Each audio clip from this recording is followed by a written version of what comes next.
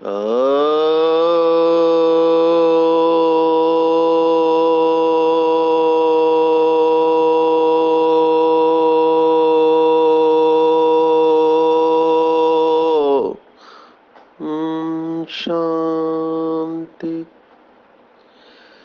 आज 4 मार्च 2023 भारत में शनिवार है। Today is 4th March 2023 and it's Saturday in Bharat. आज की मुरली का जादुई रहस्य स्वयं को प्रेरणा देने के लिए magical secrets of today's Murli for motivating the self. बहुत खुशी होती है जब देखते हैं कि कैसे बाबा के बच्चे लास्ट में आके भी इतना फास्ट जा रहे हैं। उसमें से भी कुमार कुमारियों की विशेषता अलग है, गृहस्थी वालों की विशेषता अलग है। और लेकिन जब देखते हैं कि पूरा परिवार का परिवार बाबा से जुड़ गया है और हर एक श्रेष्ठ पुरुषार्थ करता है, एक दूसरे से श्रेष्ठ है, तो बहुत खुशी होती है कि कैसे बाबा किसी न किसी को निमित्त बनाकर अपने बच्चों की पालना करता है। पूरे देश विदेश में एक एक का अनुभव जब सुनते हैं तो दिल से निकलता है कि बाबा आप कितने मीठे हो, कितना बच्चों का ध्यान रखते हैं। सचमुच में अमेरिका हो, लंदन हो, दुबई हो, चाइना हो, कहाँ कहाँ बाबा के बच्चे गए, ऑस्ट्रेलिया, फिलीपाइंस, हर एक का अनुभव जब मैं सुनता हूँ तो सचमुच में लगता है कि ये जो गायन है कि जिधर देखो उधर तू ही तू है, ये जो भक्ति मार्ग में जितना भी गायन निकला है ये सच है।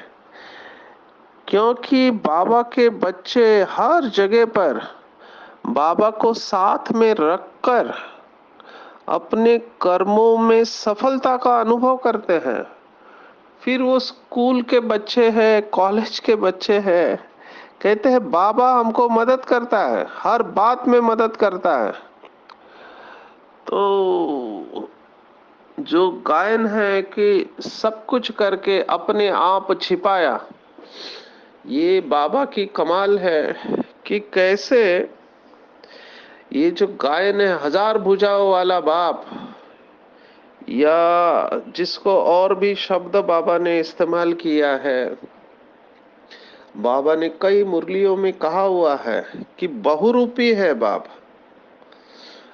भक्ति मार्ग में भक्तों ने भी इसका अनुभव किया है, अलग अलग रूप से भगवान को अनुभव किया है। किसी ने दोस्त के रूप में किया है, किसी ने सखा के रूप में किया है, किसी ने और किसी रूप में किया है। तो ये भक्ति मार्ग में भी भक्तों ने अनुभव किया है। भक्तों की माला अलग है, ज्ञान की माला अलग है। बाबा ने ये कहा हुआ है कि भक्ति मार्ग में छाछ है तो ज्ञान मार्ग में मक्खन है। भक्ति मार्ग में भावना है तो भावना का भाड़ा भगवान देता है, क्योंकि भगवान को दिल अच्छा लगता है। भगवान चेहरा नहीं देखता है, भगवान दिल देखता है। बाबा ने अभी रिसेंटली मुरली में कहा था कि बाबा की नजर जो जाती है वो भ्रुकुटी के बीच में, बाबा ये नहीं देखता है ये काला है या गोरा है, ये अमीर है या गरीब है, ये बच्चा है या बूढ़ा है।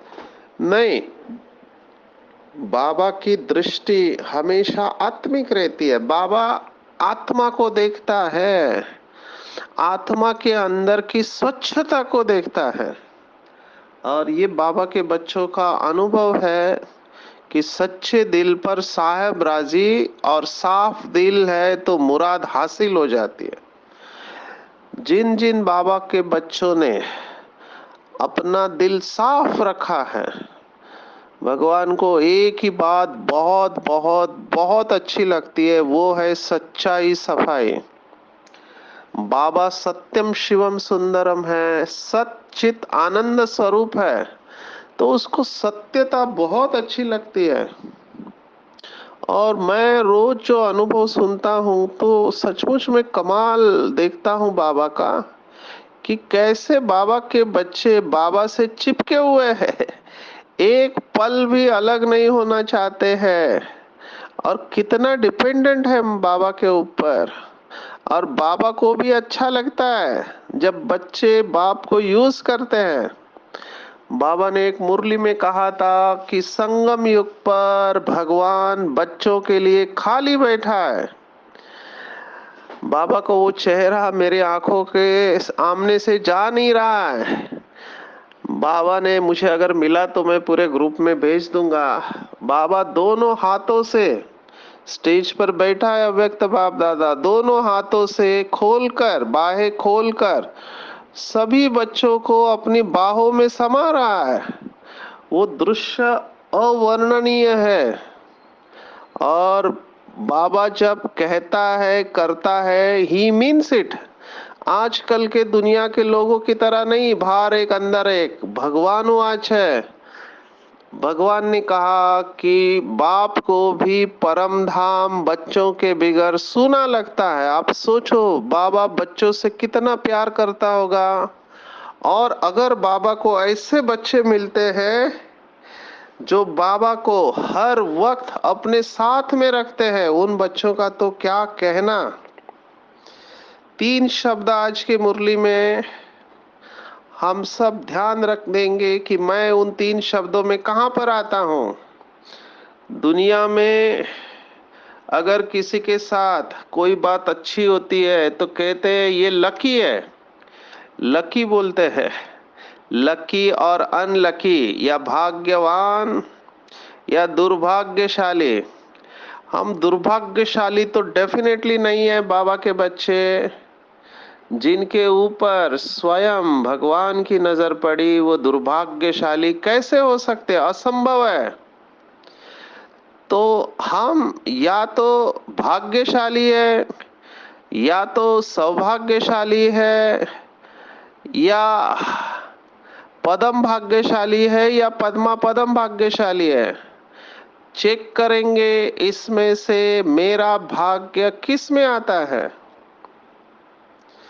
तो बाबा ने आज पूरी मुरली एक शब्द के ऊपर चलाई है, और वो शब्द मेरा पर्सनल फेवरेट भी है। वो शब्द है यात्रा। यात्रा या पिलग्रिमेज अंग्रेजी में कहते हैं।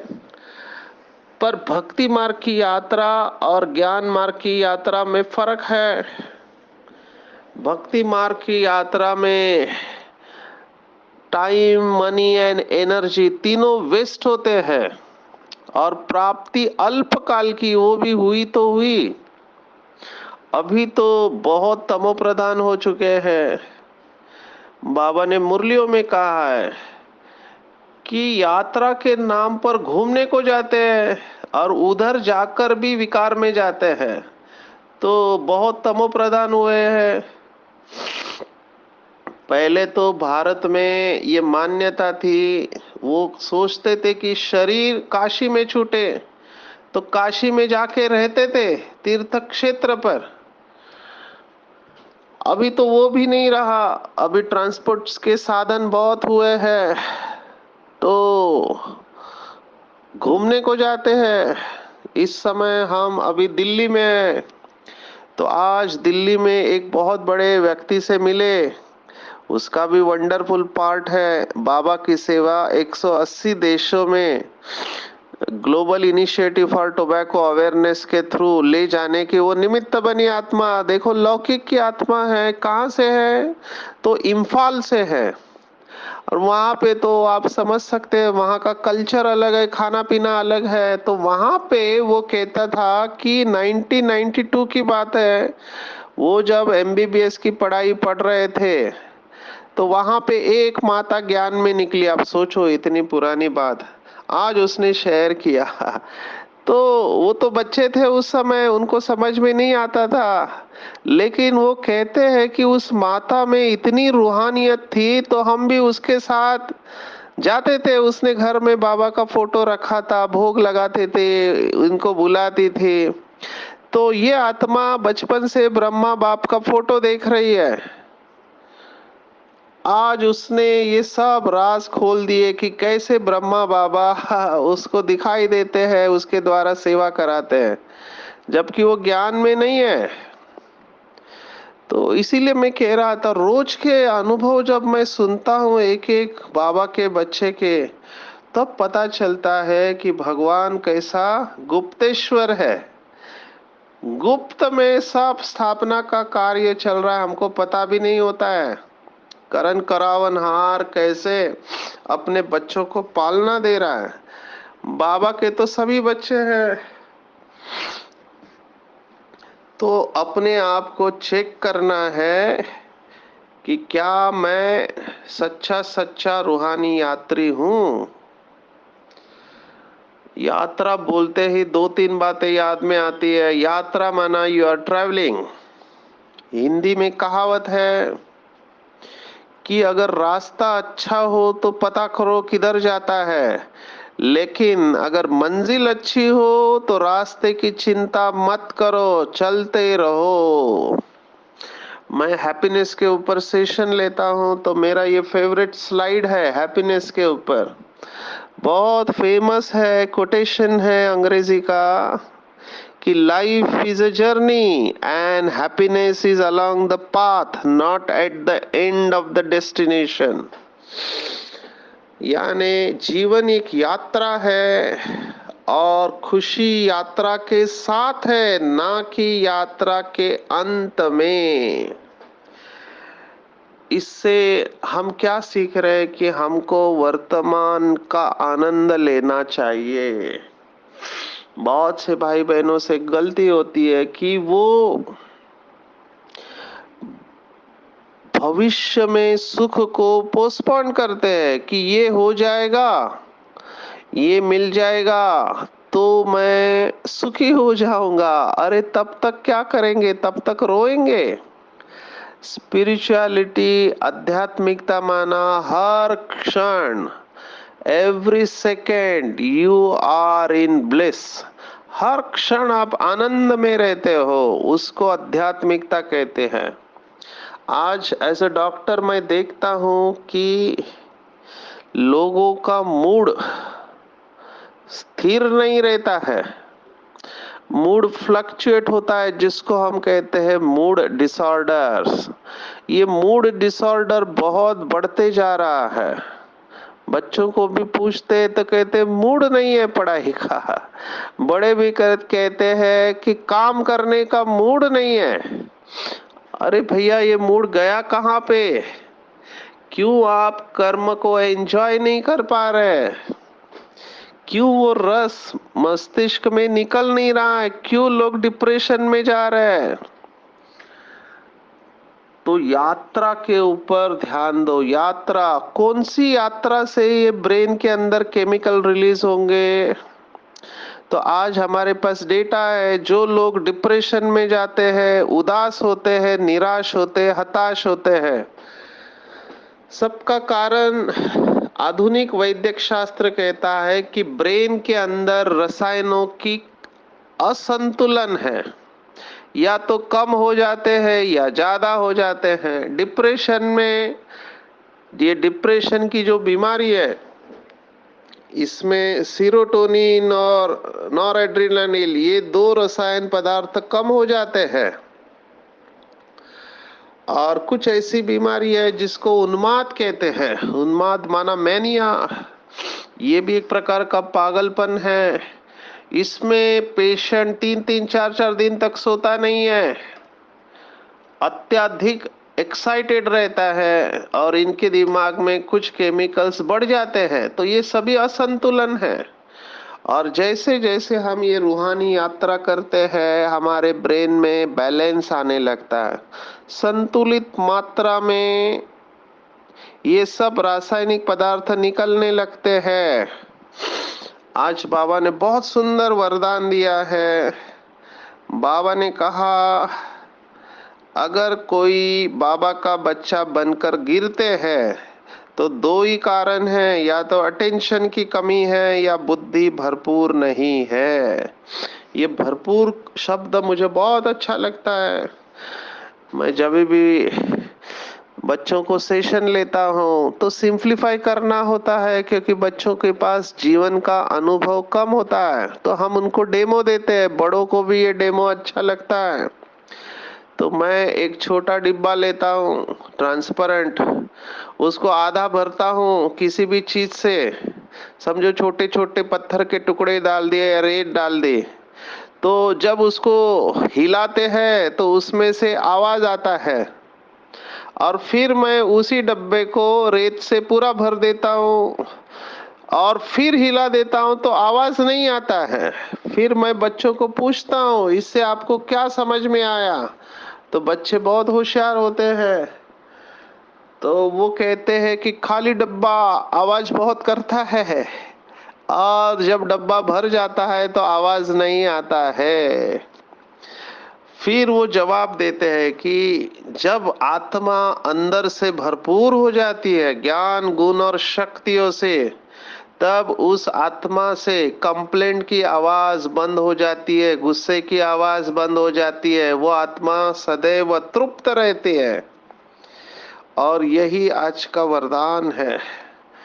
बाबा ने स्पष्ट कहा है, सदा भरपूरता की अनुभूति द्वारा टेढ़े रास्ते को सीधा बनाने वाले शक्ति अवतार।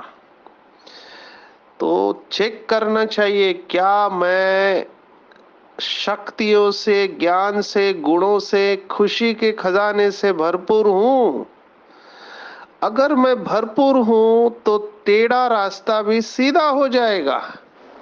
और मैं ये देखता हूं, दो ही शब्द है दिन भर में, या तो आप शिकायत करते रहते हैं जिंदगी से, भगवान से या दूसरों से, या तो आप शुक्रिया करते रहते हैं। तो शिकायत है या शुक्रिया है, चेक करना चाहिए कि मैं दिन भर क्या करता रहता हूँ। क्या मैं शिकायत करता रहता हूँ? कुछ लोगों का ये संस्कार होता है, हर एक की कमियां ढूंढते रहेंगे, कौन क्या कर रहा है, किसके अंदर कौन सी कमी है। तो हमको शिकायत नहीं करना है। भगवान वाच है, मेरा फेवरेट वाक्य है कि जो कंप्लेन करते हैं, इसको डबल ट्रिपल अंडरलाइन करेंगे, जो कंप्लेन करते हैं वो कभी भी कंप्लीट नहीं बन सकते। जो कंप्लेन करते हैं वो कंप्लीट नहीं बन सकते, और जो कंप्लीट है वो कभी भी कंप्लेन नहीं करते हैं। खाली होंगे तो खड्डा बन जाएगा, और खड्डे में गिरने से मौज आएगी। कितना सुंदर बाबा ने बताया, आंखों के सामने चित्र आ जाता है। बाबा ने कहा, जो बच्चे कमजोर होते हैं, जो बच्चे कमजोर होते हैं और खाली होते हैं, जो बच्चे कमजोर होते हैं और खाली होते हैं, बाबा ने कहा उनके संकल्पों में मोच आ जाती है। तो चेक करेंगे, क्या मुझे संकल्पों की मोच आती है?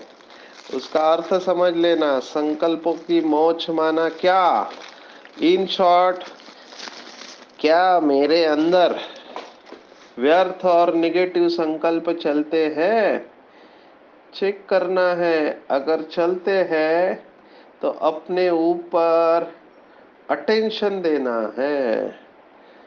मुझे संकल्पों की मौज नहीं आए, इसके लिए कमजोर नहीं बनना है, अंदर से शक्तिशाली बनना है। मैंने जो किताब लिखा है समस्याओं के समाधान तक, उसमें कुछ बातें मोटिवेशनल ऐड की है। अगर वो रोज हम पढ़े तो माइंड बहुत शक्तिशाली हो जाएगा। ये कमजोरी के ऊपर थोड़ा सुनाने चाहेंगे। कुछ लोगों को आदत होती है अपनी कमजोरी का वर्णन करते रहते हैं, मैं तो ऐसा हूं या ऐसी हूं, मेरे से ये होता नहीं है, क्या करूं, रोते रहते हैं। तो ये थॉट अपने बुद्धि में लाना है। पेज नंबर 28 पे लिखा है, जब हम कमजोर होते हैं तो परिस्थितियां समस्या बनती है। जब हम स्थिर होते हैं तो परिस्थितियां चुनौती बनती है। पर जब हम शक्तिशाली होती है तो परिस्थितियां अवसर बनती है। अंग्रेजी में कहते हैं, convert your obstacles into opportunity, convert your scars into stars and tragedy into triumph. तो बहाने नहीं देना है, क्या करूं, कैसे करूं, नहीं, बहानेबाजी नहीं, लेकिन शक्तिशाली बनना है। बाबा ने आज वही कहा है, शक्ति अवतार। आज दिन भर में इस स्वमान का अभ्यास करेंगे कि मैं सर्वशक्तिवान का बच्चा शक्ति अवतार हूँ, अर्थात टेढ़े को सीधा करने का कॉन्ट्रैक्ट लेने वाला। मुझे शब्द बहुत अच्छा लगा। रास्ते खुदे हुए रहते हैं। मुंबई में तो बारिश में रास्तों का बुरा हाल है। मेरे हिसाब से शायद पूरे भारत में ऐसा होगा। बारिश बहुत जहां गिरती है रास्ते में खड्डे हो जाते हैं। तो ये कॉन्ट्रैक्ट वाले आते हैं और उस टेढ़े रास्ते को भरते हैं और उसको सीधा कर देते हैं। तो अपना और एक स्वमान, मैं टेढ़े को सीधा करने का कॉन्ट्रैक्ट लेने वाली आत्मा हूँ। ऐसा कॉन्ट्रैक्ट लेने वाले कभी ये कह नहीं सकते क्या करे, रास्ता टेढ़ा है, रॉन्ग।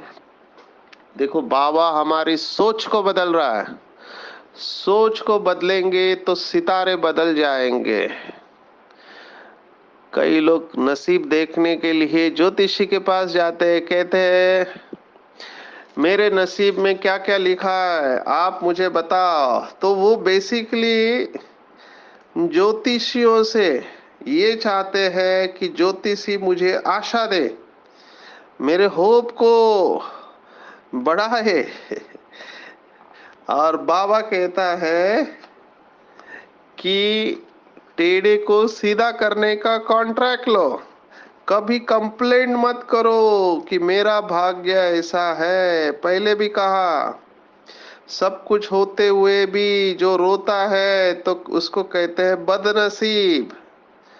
तो बदनसीब नहीं बनना है। क्या बनना है? जो कुछ भी मुझे प्राप्त है, जो कुछ भी मुझे प्राप्त है उसको, उसमें खुश रहकर चलना है। और चीजें आने से मैं खुश नहीं होने वाला। मुझे यहाँ पर एक अनुभव सुनाने का मोह हो रहा है। भारत में बहुत स्थानों पर ट्रेनिंग देने जाना होता था, क्योंकि फार्मास्यूटिकल इंडस्ट्री में थे तो फील्ड फोर्स को ट्रेनिंग देने जाते थे। तो लखनऊ में गए, यूपी में, तो ताज होटल में गोमती नगर, वहां पे सेशन होते थे। वहां से एयरपोर्ट टैक्सी का फेयर हमको मिलता था। अभी देखो इंडस्ट्री में क्या होता है। वो टैक्सी वाला, एसी टैक्सी, मुझे 5 स्टार होटल से एयरपोर्ट ड्रॉप किया। उसने बिल दिया, वो बिल ब्लैंक था। मैंने कहा भर के दो। तो उसने कहा देखो डॉक्टर साहब, इसका 350 रुपया होता है, आप मुझे 50 रुपए ज्यादा दो, बाकी फिर आपको जितना लिखना है उतना लिखो। तो मुझे आश्चर्य लगा। मैंने कहा ऐसा क्यों कह रहे हैं? बोला सभी ऐसा ही करते हैं, आप केवल 50 रुपए मुझे ज्यादा दे दो। तो फिर लोग 700-800 लिख के कंपनी को सबमिट करते हैं। मैंने उसको कहा ये 100-200 रुपए लेने के बाद मेरे जीवन में सुख सुख नहीं आएगा, उल्टा मेरा मन मेरे को खाएगा कि तुमने झूठ किया है। तो जितना है उतना ही आपको लिख के मेरे को देना है। और वो एक धर्म का था। मैंने कहा तुम्हारे धर्म में ईमान को बहुत महत्व देते हैं और तुम क्या कर रहे हो, क्या ऐसे लिखा हुआ है? तब उसने माफी मांगी, कहा इतने साल से मैं कर रहा हूँ, किसी ने मुझे ऐसा प्रश्न नहीं पूछा, आप पहले व्यक्ति हो। मैंने कहा मेरे से नहीं होगा। तो उसने भी कसम खाई आज के बाद वो ऐसा नहीं करेगा, क्योंकि मैंने उसे कर्मों की गुह्य गति बता दी। तो बहुत खुशी हुई। तो मैं यही कहता हूँ कि नजर को बदलो तो नजारे बदल जाएंगे, सोच को बदलो तो सितारे बदल जाएंगे। कश्तियों को बदलने की जरूरत नहीं है, दिशाएं बदलो तो किनारे अपने आप बदल जाएंगे। ये भी किताब में लिखा हुआ है। ऐसे मोटिवेशनल थॉट अपने बुद्धि में रखना चाहिए कि मैं टेढ़े को सीधा बनाने वाला, कॉन्ट्रैक्ट लेने वाला ईश्वरीय शक्ति अवतार हूँ। आज के बाद कभी कंप्लेंट नहीं करेंगे, कंप्लीट स्टेज में रहेंगे, पावरफुल स्टेज में रहेंगे। जिसको बाबा ने कहा कि रूहानियत धारण करने वाले, जैसे गुलाब, गुलाब जहां भी जाता है अपनी खुशबू फैलाता है। मेरा और फेवरेट बाबा का महावाक्य बाबा ने कहा था कि जो बच्चे आके कंप्लेंट करते हैं, बाबा आपको क्या पता, आप तो परम धाम में रहते हो, हम जिस दुनिया में रहते हैं वहां बहुत निगेटिविटी है, चारों तरफ निगेटिव लोग हैं। तो बाबा ने बहुत अच्छा जवाब दिया। बाबा ने कहा आपकी रचना अगरबत्ती है, वो कभी कंप्लेंट नहीं करती है कि चारों तरफ बदबू है, वो केवल अपनी खुशबू फैलाती है। तो हमको भी जहां पर हम जिस घर में है, जिस सोसाइटी में है, जिस टाउन में है, जिस ऑफिस में है, जिस हॉस्टल में है, जिस कॉलेज में है, जिस स्कूल में है, हम भगवान के बच्चे हैं। रूहे गुलाब है, जैसे वो गुलाब अपनी खुशबू फैलाता है, अगरबत्ती अपनी खुशबू फैलाती है, वैसे हमें भी जहां पर भी हम हैं, हमें रूहानियत की खुशबू फैलानी है। इसका मतलब क्या? तो हमको मिलकर सभी लोगों के चेहरे पर रूहानी मुस्कुराहट आ जाए कि मैं साक्षात भगवान के बच्चे से मिल रहा हूँ। इतनी रूहानियत हमारे अंदर होनी चाहिए। बाबा ने जो यात्रा सिखलाई है, उस यात्रा पर सदैव रहना है, ताकि हमारे अंदर ये स्राव निकलते रहे। आज की मुरली पूरा भगवत गीता है, बहुत बार ये रिपीट हुआ है, इसलिए मैं टच नहीं करूंगा। चौथा अध्याय, सातवां अध्याय, 9वां, 18वां अध्याय, सभी के श्लोक आए हुए हैं।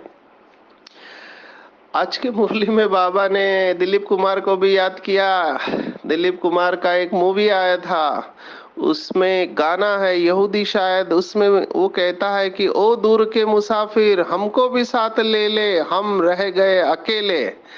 तो बाबा कहते हैं बच्चे मुझे बहुत जन्मों से पुकार रहे हैं कि मुझे अपने घर ले चलो, मैं थक गया हूँ। ए हसीन मुसाफिर हमको अपने घर ले चलो। तो भगवान इस धरती पर आया है हम बच्चों को वापस दुखों से मुक्त करने, अपने घर ले जाने के लिए। तो संशय बुद्धि नहीं बनना है। मम माया ये शब्द भी भगवत गीता का हमने देखा, 7वें अध्याय में 14वां श्लोक है, वहां पे ये शब्द आया है मम माया। और आज बाबा ने कहा अहम आत्मा मम माया, मन मन अभव श्लोक आदि और अंत में आया है। 7वें अध्याय का ही पहला श्लोक है। जब छठा अध्याय एंड होता है तो अर्जुन को भगवान कहता है कि बच्चे तस्माद्योगी भवार्जुना, 46 श्लोक है। और 7वें अध्याय का पहला ही श्लोक है मैया सक्त मना पार्था, मना मेरे अंदर मन को लगाओ। फिर मन मना भो आया है 9वें अध्याय में, 34वां, 18वां अध्याय में, 65वां। तो ये पूरी भगवत गीता है, आज की मुरली में आई है। तो कभी भी माया के तूफान में कमजोर नहीं बनना है, देह सहित सब कुछ भूलना है। ये भी 18वें अध्याय का 66वां श्लोक है। किसी भी बात में मूंझना नहीं है, चेक करना है क्या मेरे अंदर खुशी रहती है, क्या मैं भगवान का बच्चा बनकर खुश रहता हूँ, क्या मैं सौभाग्यशाली हूँ या पद्मा पदम भाग्यशाली हूँ, क्या मैं अतीन्द्रिय सुख का अनुभव करता हूँ, मेरी कितनी खुशी रहती है, या पेपर आने से मैं डिस्टर्ब हो जाती हूँ। बाप से पूरा वर्षा लिया है, वारिस बनाए, और अपने सिर के ऊपर जो पापों का बोझा है क्या उसको भस्म किया है। तो थकना नहीं है, चाहे कितनी भी उम्र हो, 60, 70, 80, 90, थकना नहीं है। हमने दादी जानकी को देखा, 104 साल की उम्र में अवस्था कितनी पावरफुल थी। तो चाहे कितने भी पेपर आए, पुराने हो या नए हो, माया के तूफान आए, थकना नहीं है, देह का भान भूलना है, पुरानी दुनिया को बुद्धि से भूलना है और रूहानी यात्रा पर रहना है। तो अथक निद्रा जीत कल्प कल्प के विजयी रतन बन जाएंगे। आज पूरे दिन भर अटेंशन रखेंगे, मैं शक्ति अवतार हूँ, रूहानी यात्रा पर हूँ, निश्चय बुद्धि विजयी रतन हूँ। अच्छा, ओम शांति।